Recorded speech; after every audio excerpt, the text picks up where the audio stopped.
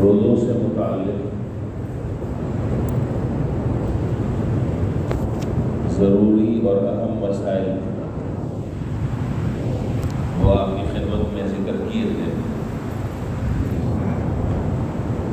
یہ وہ مسائل تھے کہ جن سے باخبر رہنا ہر روزے دار کے لیے ضروری ہے، اور جو عام طور پر پیش آتے رہتے ہیں، اس لیے اس کا علم میں ہونا یہ ضروری تھا۔ وہ مسائل ذکر کر دیے گئے۔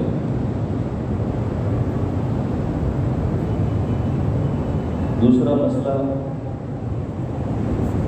صدقہ فطر سے متعلق ہے۔ ابھی اس کا وقت نہیں ہے، انشاءاللہ چند دن کے بعد پھر اس کو بیان کریں گے تفصیل کے ساتھ۔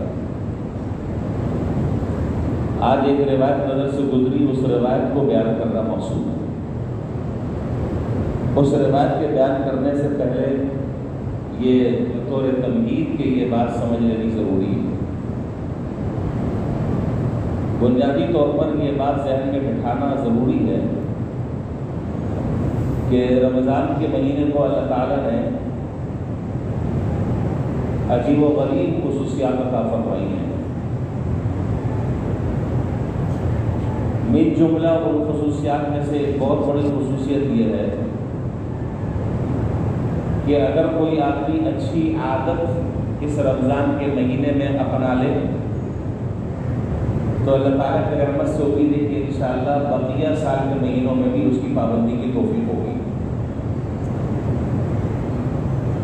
اس لیے اب جو باتیں میں عرض کروں گا پورے رمضان انشاءاللہ، تو کوشش اور اہتمام اس بات کا کریں کہ وہ کسی بھی طریقے سے اپنی عملی زندگی میں وہ چیزوں کو اختیار کر لیں رمضان میں۔ اس کا فائدہ یہ ہوگا کہ انشاءاللہ رمضان کے گزرنے کے بعد بھی ان پر عمل کی توفیق ہوگی، اور ایک دفعہ اگر یہ باتیں عمل میں آ جائیں تو زندگی بھر انشاءاللہ ان پر عمل ہوتا رہے گا۔ امام بغوی رحمۃ اللہ علیہ نے اپنی تفسیر معالم التنزیل میں حدیث نقل کی ہے۔ فرمایا کہ جو شخص سرکار دو عالم نبی کریم صلی اللہ علیہ وسلم نے ارشاد فرمایا کہ جو شخص ہر نماز کے بعد ایک مرتبہ سورہ فاتحہ پڑھ لے، ایک مرتبہ آیت الکرسی پڑھ لے، اور سورہ آل عمران کی آیت نمبر 18 میں وہ پڑھ کر آپ کو بتا دیتا ہوں، جو حافظ نہیں ہے ظاہر ہے اکثر لوگوں کو پتہ نہیں ہوگا، وہ قرآن شریف میں دیکھ لیں۔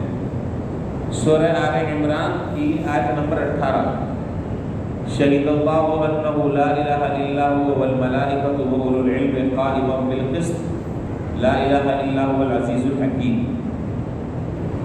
اور اسی سورہ آل عمران کی آیت نمبر 26-27، قل اللہم مالک الملک تؤتی الملک من تشاء وتنزع الملک ممن تشاء وتعز من تشاء وتذل من تشاء بیدک الخیر انک علی کل شیء قدیر تولج اللیل فی النہار وتولج النہار فی اللیل وتخرج الحی من المیت وتخرج المیت من الحی وترزق من تشاء بغیر حساب۔ امید ہے کہ ذہن میں بات بیٹھ گئی ہوگی۔ ایک مرتبہ سورہ فاتحہ، ایک مرتبہ آیت الکرسی، یہ دونوں چیزیں تو عام طور پر یاد ہوتی ہیں، اور سورہ آل عمران کی آیت نمبر 18 جو شہید اللہ سے شروع ہو رہی ہے، اور اس کے بعد آیت نمبر 26 اور 27 جو قل اللہم سے شروع ہو رہی ہے اور بغیر حساب پر ختم ہو رہی ہے۔ اگر کوئی شخص ہر نماز کے بعد ان تمام کی تمام چیزوں کو پڑھ لے تو اللہ تعالیٰ ارشاد فرماتے ہیں کہ میں ایسے شخص کا ٹھکانہ جنت بناؤں گا، میں ایسے شخص کا ٹھکانہ جنت بناؤں گا۔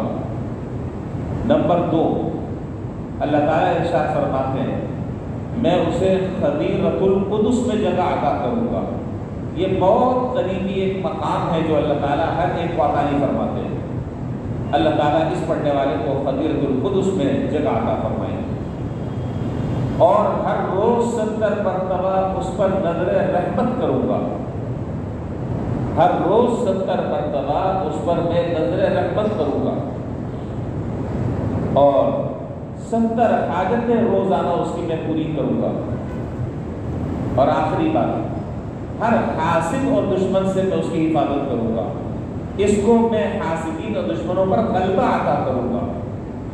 اب یہ جو میں نے آپ کو آیات بتلائی ہے، میرا خیال شاید 2-3 منٹ بھی نہیں لگتا پڑھنے میں، چلیں آپ آستہ آستہ پڑھیں، 3 منٹ لگائیں، اور فائدے ایسے بیش بہا فائدے اور ایسے عجیب و غریب فائدے، اگر یہ روزانہ ہر نماز کے بعد ہم اپنا پڑھنے کا معمول بنا لیں تو اللہ تعالیٰ کی رحمت سے امید انشاءاللہ یہ سارے فوائد حاصل ہوں گے۔ اور میں رمضان کے اس لیے زور دے رہا ہوں کہ رمضان میں ان چیزوں کی عادت ڈالنا آسان ہے، یاد کرنا آسان ہے، اپنے معمولات زندگی میں لانا آسان ہے۔ جب رمضان بھر بھی اگر ہم نے ان چیزوں پر عمل کر لیا، روزانہ ہر نماز کے بعد ان چیزوں کے پڑھنے کا معمول بنایا، انشاءاللہ جب رمضان نہیں ہوگا پھر بھی یہ چیزیں ہماری زبان پر جاری اور ساری رہیں گی۔ اللہ تعالیٰ ہم سب کو اس پر عمل کرنے کی توفیق عطا فرمائے۔ وآخر دعوانا